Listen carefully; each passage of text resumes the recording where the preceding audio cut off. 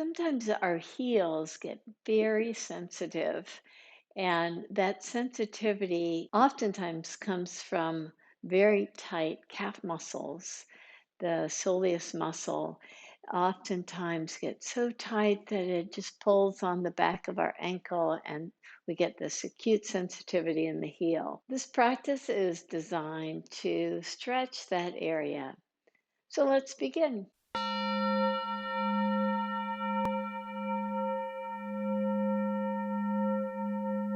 One of the things I like to use is a rolled sticky mat. You could use a rolled towel or something like that. And just to get into that middle calf area right there, right between the gastrocnemius and on both sides, it kind of bisects, it splits so that you have this nice long soleus muscle right in the middle. So I'm going to put this rolled sticky mat just behind me and see if I can get a little massage going on. Now, this doesn't feel so great for some of us, but as you just draw the pelvis back and allow this mat to just kind of sink into that area, it tends to give you just a little bit more width there as we tighten the muscles so much in our daily life. It just this action of tucking your toes under now and drawing your pelvis back it now starts to work the back of the ankle. So the sticky mat just helps to kind of flatten the muscle as you just get a nice stretch there. Doesn't feel that great. Your toes tend to get really sensitive, so just back off when you need to by taking your hands down to the mat and not taking as much weight to the feet. You can walk your hands in as you feel like you can get a little bit more control. You can take your toenails down as well.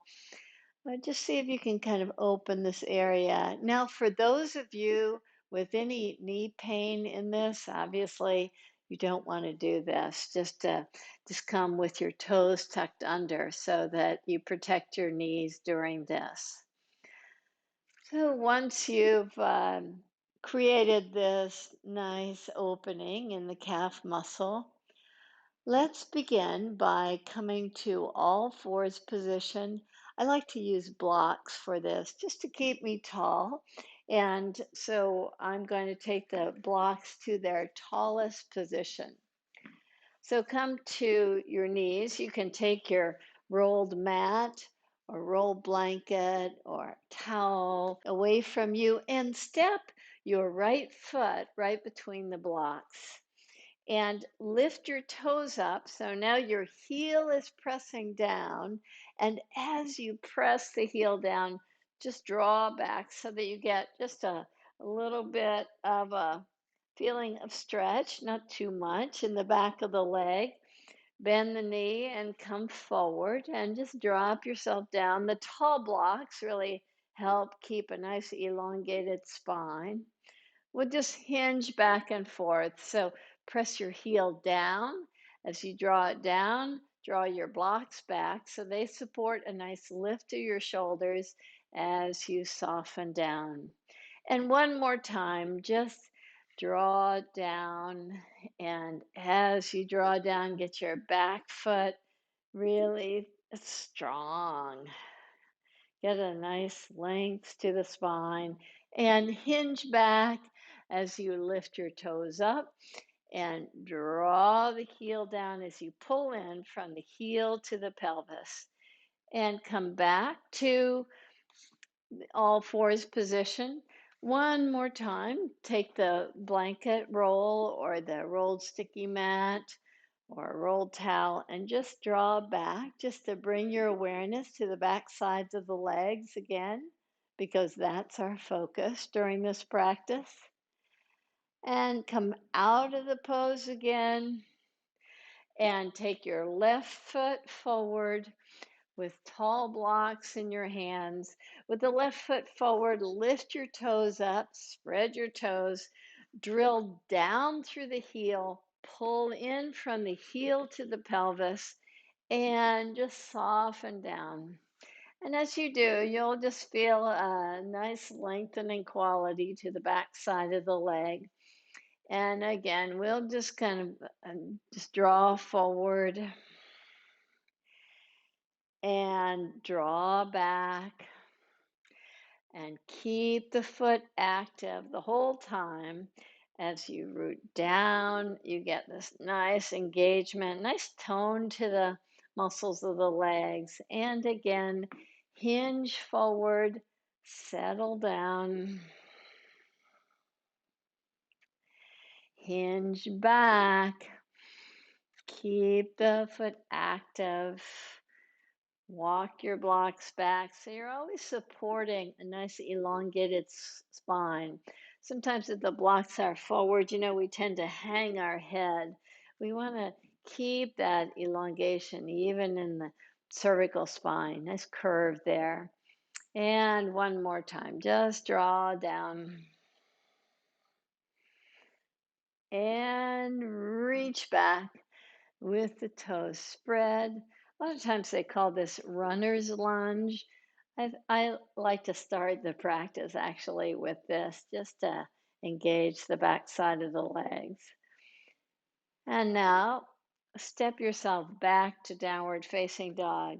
Now that you've worked both sides of the leg, just enjoy a nice fullness to the downward facing dog as you press your hands very fully and keep your armpits lifted, just soften down. You might want to just pedal your legs very slowly. So once again, you bring your awareness to the back side of the legs. Keep that awareness. Slowly, as if walking in place.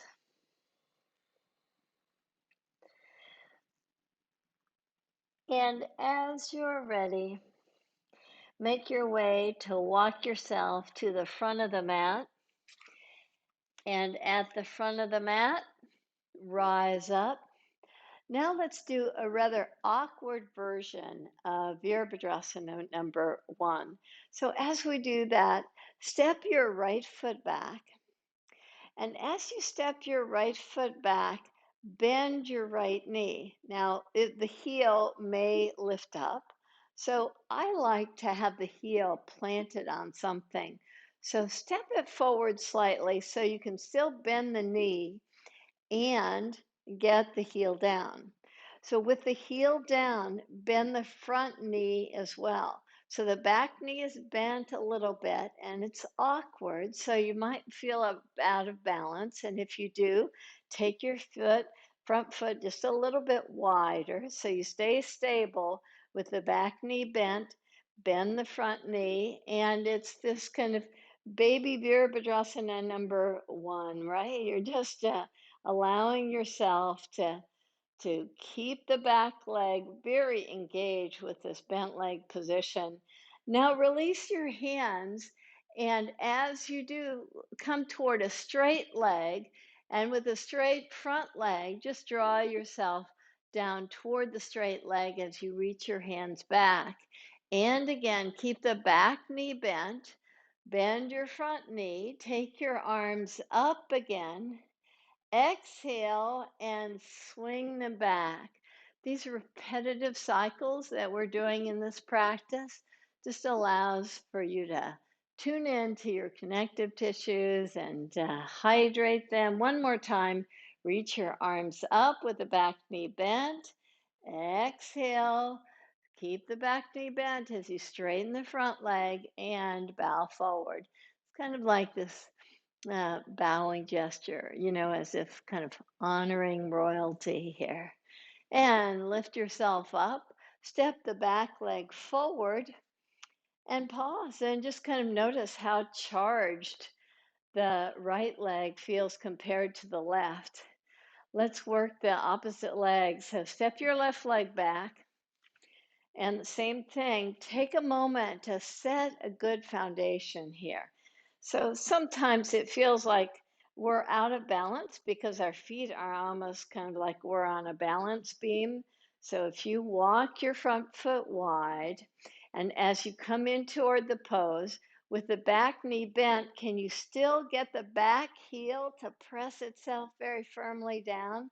As that back heel presses, you can bend the front knee. And again, it's not much of a bend to the knee, but of the back leg, but you still feel this nice elongation in the back there, in the calf muscle. And exhale, release your hands as you draw forward. Keep the back knee bent. And inhale. I'm finding it very hard to remember to keep this back knee bent. And then as I bend the front knee, see if you can keep the back knee bent as you now come toward a straight front leg and draw down. And one more time, back knee stays bent. Lift your arms up, open the chest nicely. Exhale, reach your hands back, straight leg, draw down.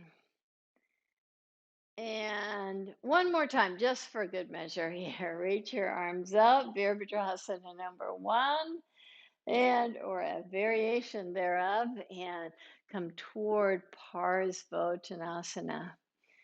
And inhale, lift yourself up, step your back foot forward, and pause here. Reach your arms up. Reach your arms way back. Let's make our way back to downward facing dog, just so that we can feel the difference here as you come to a forward fold. Place your hands by your feet and step yourself back to downward facing dog. And once again, just kind of notice here as you cycle your legs, just as we were doing before. Notice the freedom that you feel in the back side of the leg, just with a very short practice, just to energize and wake up and elongate the back sides of the legs. And pause now in your full downward facing dog as you draw from the pelvis down to the earth through the heels. You just enjoy this nice length. Breathe in deep and breathe out long. Two more. Breathe in deep and breathe out long. And come to all fours position. So there you have it. A really short practice where we're focusing on getting this expansive feeling in the calf muscle and the Achilles tendon so that we don't have this tingling sensation that often results when we have such tightness in that area. So now you can go on to a nice full practice or get a nice rest and assimilate all these actions that we did in Shavasana. Thank you so much for the practice. Namaste.